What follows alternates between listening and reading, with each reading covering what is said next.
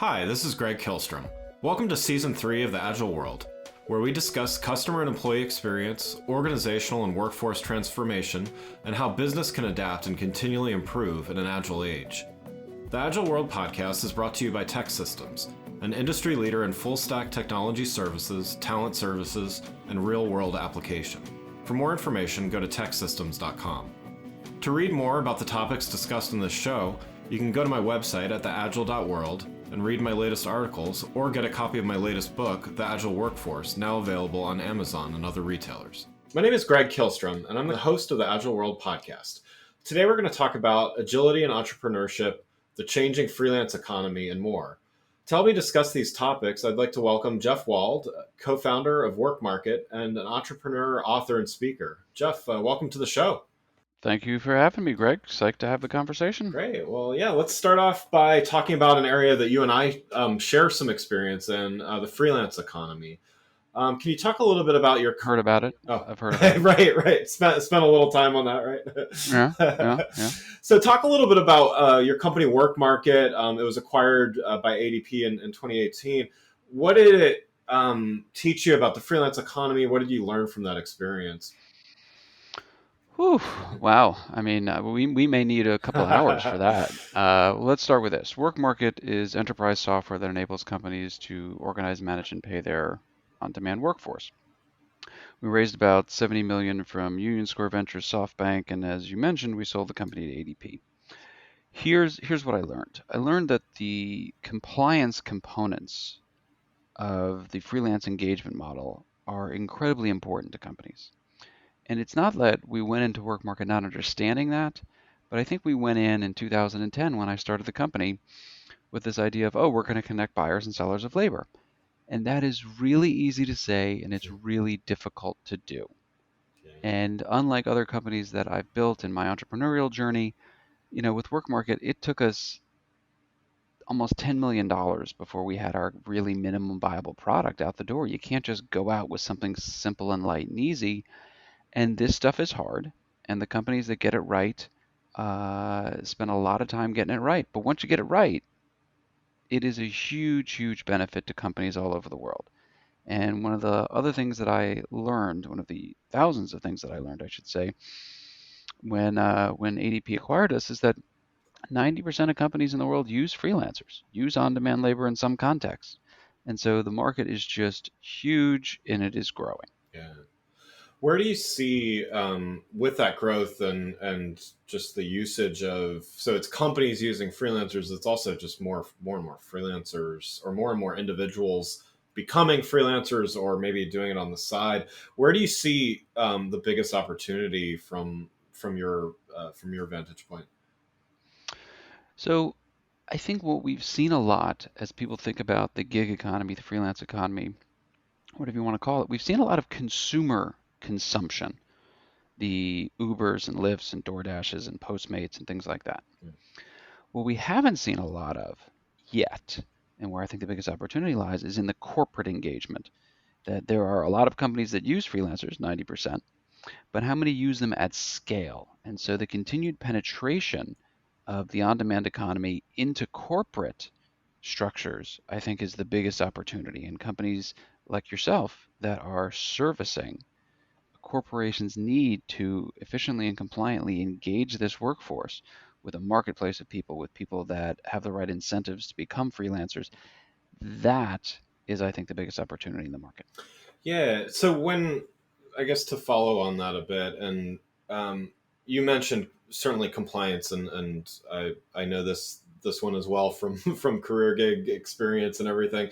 Compliance is certainly an issue. What do you think are some of the other issues within organizations? I mean, 90% of companies are hiring freelancers or independent contractors. So they're doing it. They know the value of it. Why isn't it more sustainable? And what is it going to take to do that within organizations? Do you think it's, I'll let you answer. I have my own thoughts. Well, I'll tell you this. The regulatory environment is, to me, far and away the biggest challenge still.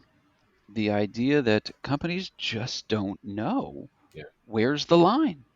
And I am very firm in the belief that companies are not out there trying to screw workers over.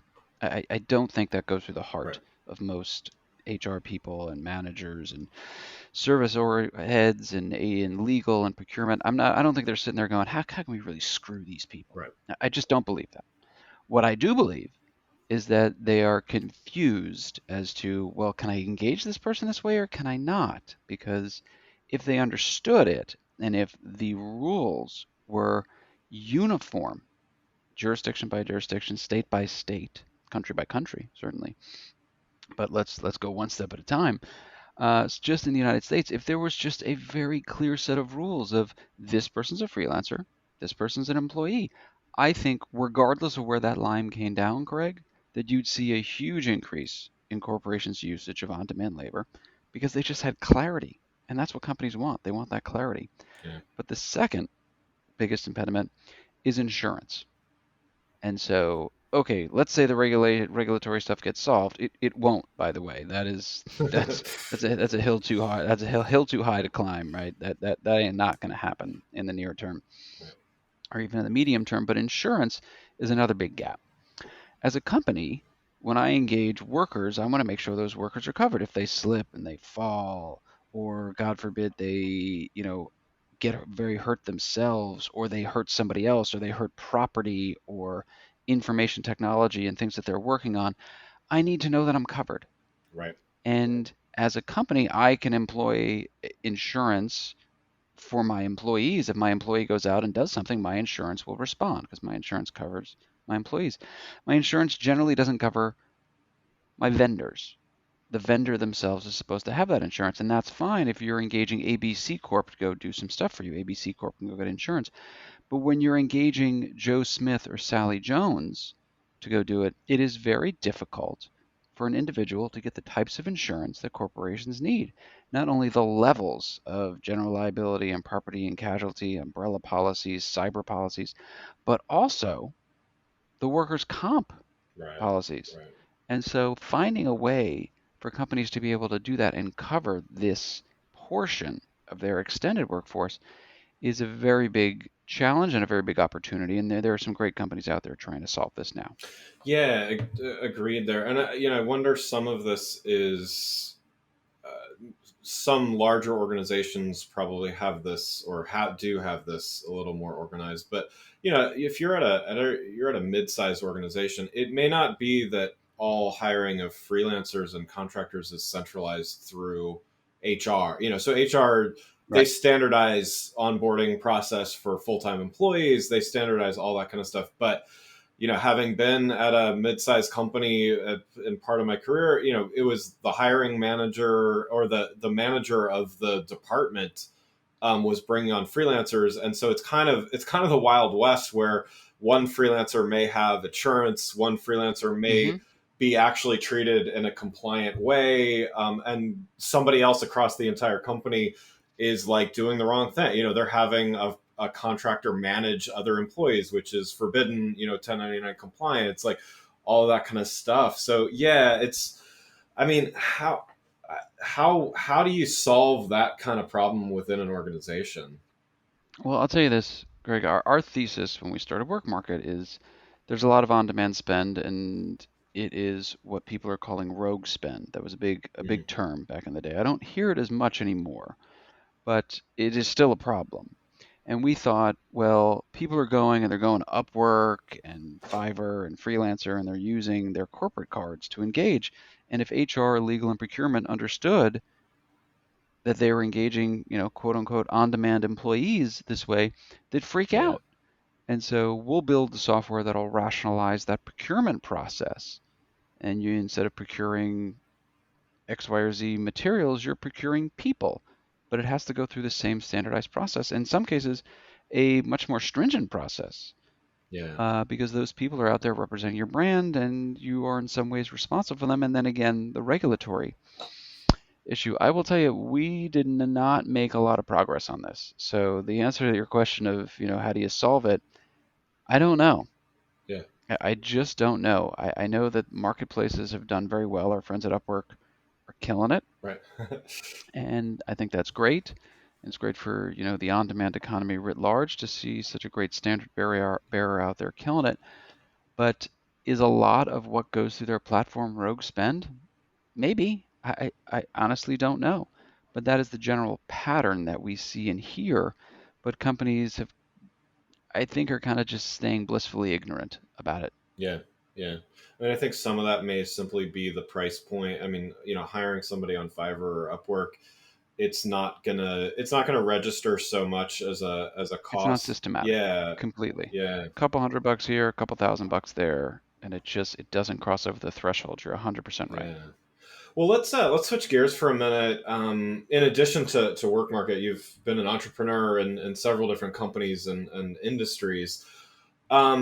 Let's talk a little bit more about that. What's kind of the common thread in what you choose to focus on, and how do you choose what's next? Well, the common thread of the things that I've invested in or companies I advise has been the painfully obvious answer of the people. Yeah, Most of the companies that I've invested in, most of the companies that I advise now are people I've known for a long time. For somebody that I've known for 15 years, we've worked together, we've done things together, we're friends. They come and they say, "Hey, I'm going to start this company and I'd like your advice. I'd like you to maybe be an angel investor." My answer almost always, very dangerous statement, but almost always is, "Yeah, I'm in." yeah, And former work market employees, forget about it. Like they don't even need to tell me what they're doing. They're like, "I'm starting." I'm like, "I'm in." Don't yeah. even finish a sentence. Don't know what you're doing. Don't care. Put me in. And so, and I've lost a good amount of money doing it that way, but I would still do all those things over again, right? You're betting on people because people are the biggest variable in the equation when you think about startup land as to whether or not that company's going to be successful. Yeah, And I have done well overall, with a lot of companies that I put money into that went to zero and the founders failed. And I will call them up when I hear that it failed because I don't when I make an angel investment, Greg, I tend to say, "I'm gonna wire you the money tomorrow. I'm gonna call my accountant after the wire is complete. I'm gonna tell him to write it off the first chance that he gets. yeah, I'm gonna assume you lost everything for me, and I'm never gonna call you. If you need me for anything, call anytime. I'll drop what I'm doing and I'm there, but I will never call and check in on you." yeah. And so, every now and again I hear across the wire or hear from a friend, "Hey, did you hear ABC Corp, went out?" And I'll call up the founder and I'll say, "Hey, so what's next? I'm in." Nice. Because, you know, I think second time founders that have failed have a higher, I have no idea what the data is, but my sense is that they have a higher probability of succeeding. But these are people I care about. And you know what? They lost a little bit of money for me. That's okay. I have made more from other people and I will make more with them again if you stick by them. And having been that entrepreneur who's lost and have failed, the calls I got from people saying, "Don't worry about it. It's all good. I'm a big boy. You lost my money. Don't worry about it. Yeah. What's next?" Those were so important for me in my development as an entrepreneur that the least I could do is pay that forward. Wow, no, that's great. That's great that you support your former team members and stuff like that too. That's great. As far as what about mistakes or regrets or anything like that? I mean, what would you say that you had to learn as an entrepreneur, and what did it teach you? Well, if we want to talk about the mistakes I've made as an entrepreneur, we're going to need a bigger boat. We're going to need a lot more time. Um, I can talk about process mistakes I made around not having a culture document, defining our culture as a company, and just assuming that everybody knew what it was. I could talk about mistakes we made in regards to going after the big shiny object and not sticking to the plan, Yeah, and the distractions that it caused and the suboptimalities of that. And I can certainly talk about bad team members and not pulling the trigger early enough to get bad team members out. yeah, But when I think about the biggest failure I've had, and I'll morph the word from mistake into failure, my first startup did fail miserably. I funded it myself, and I ended up paying back the investors as the company went down.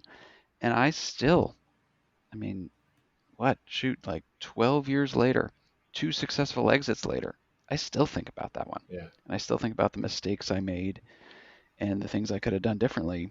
And I don't know that I'll ever fully get over it, the fact that we lost so badly. And, you know, what I remember most from it now, aside from, even more than ruminating on the mistakes, are the hands that reached out Mm, when I was down. Because I was down, man. I was depressed. I didn't leave my apartment. yeah. I was super bummed out. And the hands that reached out to say, hey, we got you. Like, let's go. Pick yourself up, dust yourself off, and let's keep going. And that's the lesson, right? And it's the lesson in startup world because yeah, we'll have some big bumps and maybe the companies will go down and then it's you personal, pick yourself up, dust yourself off. But in the startup journey, there'll be 100 times you get knocked down. A big customer left, a big prospect that you thought you had didn't go your way, a great team member decided that they had to go do something else with their career, a financing source that you thought was locked in ended up not coming through. Yeah. Like all of it happens. And we all kind of take that gut punch and it knocks us down sometimes. And either you pick yourself up or you look for those hands that are outstretched and they'll help you get up. But as hackneyed as that all may be, those are the big lessons and the big teachings. Yeah. Well, no, I mean, I love that you um, had not, obviously you had people helping you, but I love that you took the lesson from that, that you should help other people. I mean, I do. I know what you're saying. It's like whatever term you want to use, pay it forward, or all these things. It sounds so trite, and yet it's so important. And I mean, I've always subscribed to that, and I've always tried to help people, and not, the best kind of help is when you're not expecting something in return. You just, that someone else is going to help you later on. And I think that's, it's great that you were able to learn that, and apply it. And, I'm sure there's many, many people out there that are thankful that you did that, and that whole passing it on kind of thing. That's great. I will tell you the one of the best phone calls I got just a few months ago from an entrepreneur and his company went down, didn't work. And he called up, I didn't invest in it. He never asked him. I didn't know him that well. He said, "Look, man, I got to tell you, we didn't know each other that well. You were a friend of a friend, but every time I asked you for advice, every time I asked you for an intro, you always did it, and you never once put your hand out, saying, Mm, 'Well, look, if I'm going to do all that, I think I should be an advisor. I think I should get some shares or something.'" And I was like, "Of course I wouldn't do that. Like that's crazy." And he said, "Well, a lot of people do it, and you always picked up the phone, and you never asked for anything, and I just wanted to say thank you." And I was like, wow. "You are welcome," That's awesome. and I would do it again.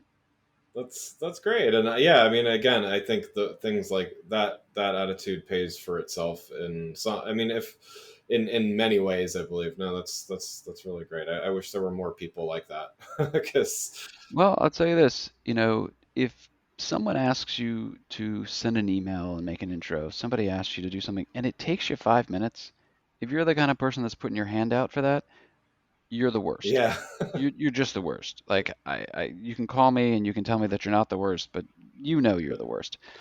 But on the flip side of that, if the company really wants some substantive time, if they want an hour here, an hour there, and it starts adding up 3, 4 hours a month where you're actually spending time thinking about their problem, not just making intros, but like really diving deep and giving some strategy thoughts and like helping tweak product, then you should put your hand out. yeah, And the company, you shouldn't have to, quite frankly. The company should offer, like, if you're going to put in real time, you should be compensated for your time. But if you're just going to send an email, no, right, no, no, no. yeah, yeah. No, agreed. Um, I guess from your entrepreneurial standpoint, you've involved in several different things, and several different interesting things. Where should people be looking, in your opinion? Like, what industries, areas, however you want to kind of slice it, like what should they be paying attention to, maybe more than they are? It's a really good question. Like the only areas that I'm even remotely qualified, and you can certainly make the argument that I'm not qualified even in these areas, is this kind of future of work where I, wrote my book on, and obviously WorkMarket was a part of the labor force transformation that's going on in the world today. And I will say this. and I'm going to borrow heavily from the book here. As you think about industrial revolutions, and we're in the midst of what many call the fourth industrial revolution now, there are periods of panic. And I think we already went through that period of panic, like, oh my God, the robots are going to take Right. all the Right. jobs and we're all going to be screwed. Okay, we're past that. Now we're in that dislocation phase. And there are a number of things that happen in that dislocation phase. And one, a lot of jobs are lost. And we are seeing that specifically with robots and AI. We've seen that with automation in manufacturing for 30, 40 Mm. years. Um, but one of the other underappreciated things are that the tools and processes that worked in the previous regime don't work as the world of work is evolving. And so I think about things that are necessary before we get before we get to this kind of new way of doing things. And the new way of doing things is fluid and team-based and work from anywhere, Right. and it's all the trends around on-demand labor and team-based work and remote work.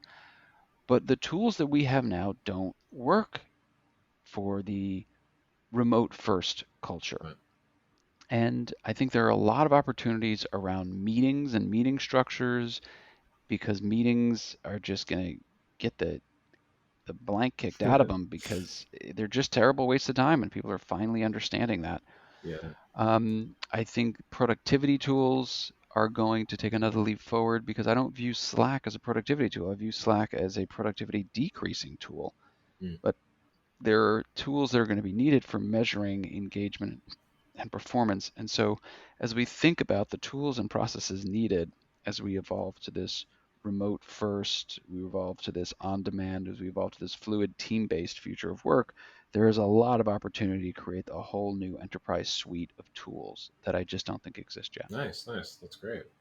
Well, one last question before we wrap up here.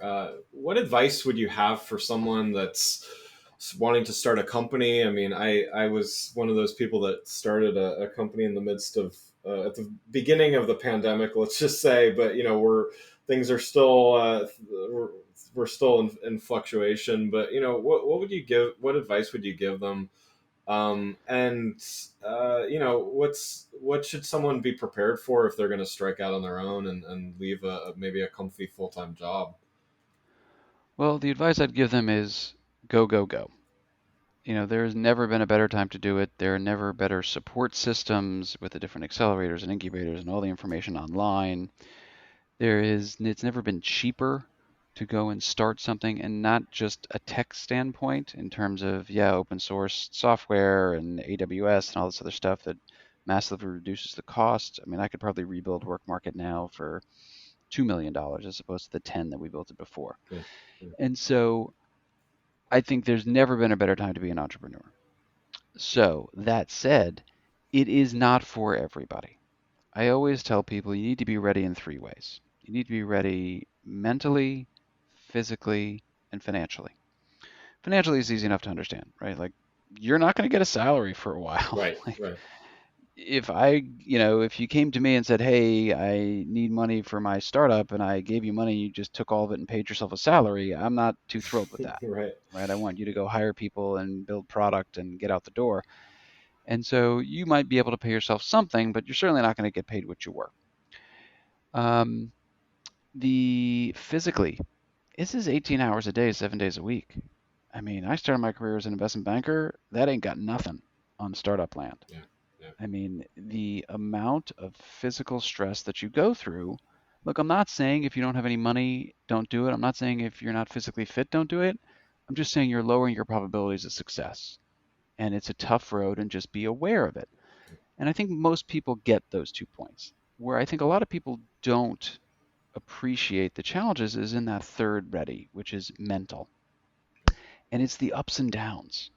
Because there are some days where you are riding so freaking high. What we are building is amazing. We're going to change the world. We're all going to make $1 billion. It's going to be insane. It's awesome. yeah. And then, like, the next day, you're like, oh my God, this isn't going to work. We just wasted all of our time. This company's going to go to zero. I wasted, what am I going to do with my life now? I screwed it all up. And then you go up and down and up and down. And that roller coaster ride, it's tough. Yeah. It is really, really tough, and it's just not for everybody. So again, I'm not saying don't do it. I'm just saying be aware that these are the kinds of things that you got to go through. And if you're ready for them, never a better time than now. Yeah, no, that's great. And I think on that the mental note, I mean, I think it's what I've seen. I've been in a few startups over my career. The time scale as well. So it's sort of pacing.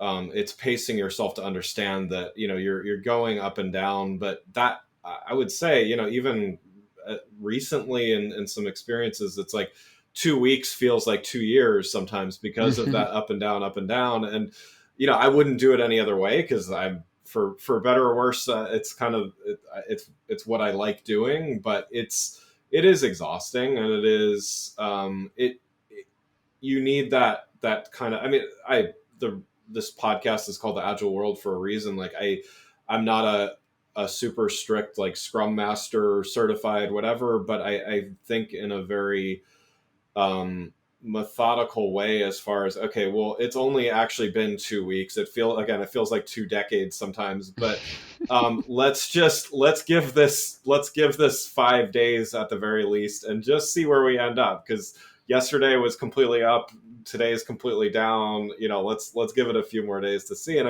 I do think people get used to it, and the successful people, I think, either enjoy it or just get used to it enough and sort of plan for, well, you know what, it's like that today, but in 2 days, let's do a reality check, right? And it's true for us in any parts of our mental journey. If Right. you're down, no matter what it is, let's not overreact to it. There are people here to help. And B, let's see how the world looks tomorrow. And especially right now with this pandemic, the tomorrows are certainly getting brighter. Yeah. And there is certainly a light at the end of the tunnel and some hope. So I'm super excited for all that and to getting back to quote unquote normal. Yeah, absolutely. Well, Jeff, thanks so much for joining. For those listening, what's the best way for them to keep up with you? Well, first and foremost, we have this book, The End of Jobs, which we were fortunate enough to hit #1 in all of Amazon's HR categories. Nice. And so they still have a few thousand copies of the book available for sale. I assume. I actually have no idea what happens with the publishers at this point, but LinkedIn is always going to be best. It's really the only social network I spend a lot of time on, but I am on Twitter as well. Twitter's the only place that I couldn't get Jeff Wald, so I'm at Jeffrey Wald there. But everywhere else, it's just Jeff. Great. Well, again, I'd like to thank Jeff Wald for joining the show. Thanks for listening to The Agile World with Greg Kihlstrom. See you next week. Thanks again for listening to the Agile World podcast, brought to you by Tech Systems. I'm your host, Greg Kihlstrom. If you enjoyed the show, please take a minute to subscribe on your podcast channel of choice and leave us a rating so that others can find the show more easily. You can learn more and get a copy of my latest book, The Agile Workforce, from my website at theagile.world.